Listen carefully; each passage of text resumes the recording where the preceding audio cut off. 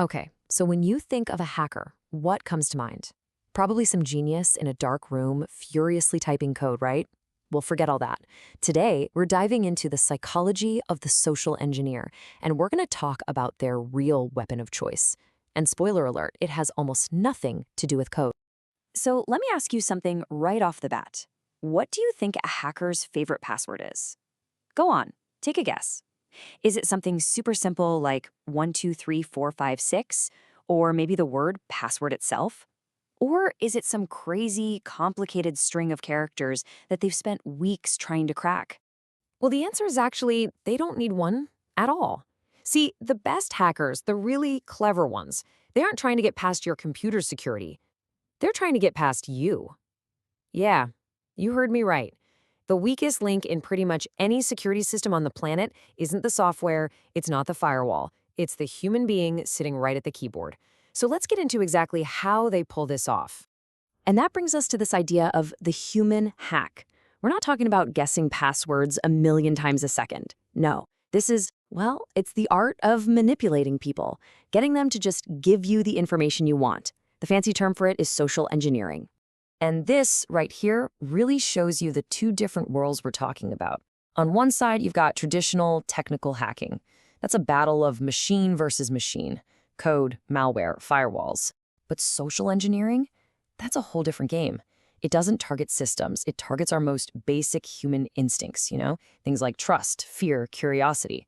Ultimately, the target isn't the computer. It's you. Okay, so how exactly do they do this stuff?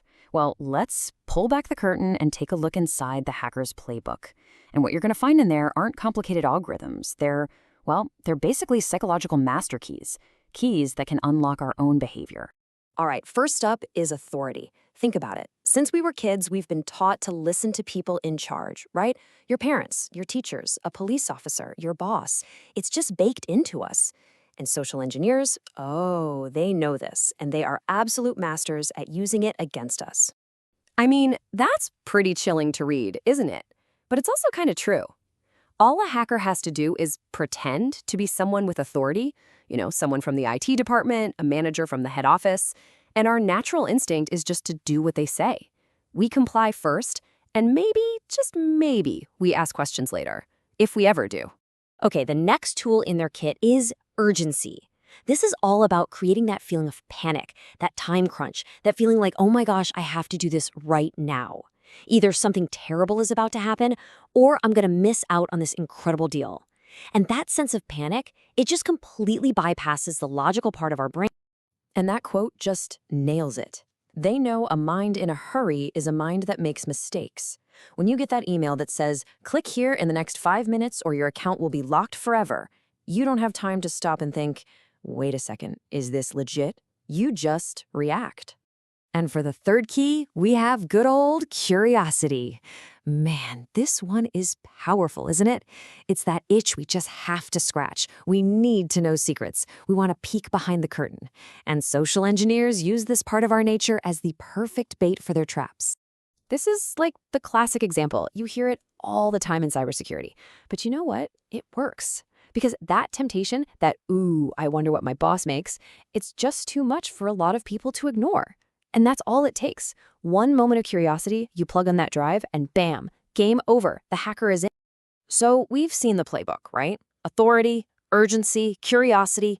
Now let's connect the dots and see how these tools are actually used in the real world, in the kinds of attacks you might genuinely get in your own email inbox or on a phone call. And this chart just lays it all out perfectly. Look at phishing. It uses authority, it's pretending to be your bank, and it combines it with urgency, act within the hour. Then you have baiting, which is just pure weaponized curiosity. And pretexting, that's where they build a whole believable story, a pretext, to earn your trust and then use that fake authority to get what they want. Okay, after hearing all that, I wouldn't blame you if you feel a little, I don't know, paranoid, maybe even helpless. But here's the good news. You're not. Just knowing this stuff, just understanding the tricks, that's half the battle. So now let's talk about how to actually build your defenses. And this right here is probably the single most important thing to remember. Look, antivirus software, firewalls, they're all great, they're important. But your absolute best defense against this kind of attack isn't software you can buy. It's your own awareness. It's about building a mental firewall. So how do you do that? Here's a super simple, really practical trick you can use, the 3-second rule. Step 1 is just pause, just for a second. Fight back against that feeling of urgency they're trying to create. A real request can wait 30 seconds. Step 2, verify. Did you get an email from your bank? Don't click the link. Open a new browser tab and go to their website yourself. Got a call from tech support? Tell them you'll call them right back, then hang up and call the official number you have for them. And finally, step 3, delete. Seriously. Trust your instincts. If something feels a little weird or a little off, it probably is. Just delete the email, hang up the phone. It's not worth the risk. So we're going to wrap up with this thought. The biggest tool a hacker has is our default setting, which is to trust people. And that's a good thing, right? It's part of what makes us human. But it's also a weakness they can exploit. The goal here isn't to make you paranoid and suspicious of everyone. It's just to be a little more mindful. So I'll leave you with this question to chew on. The hacker's greatest tool is our automatic trust. Where else in your life could a healthy dose of skepticism serve you?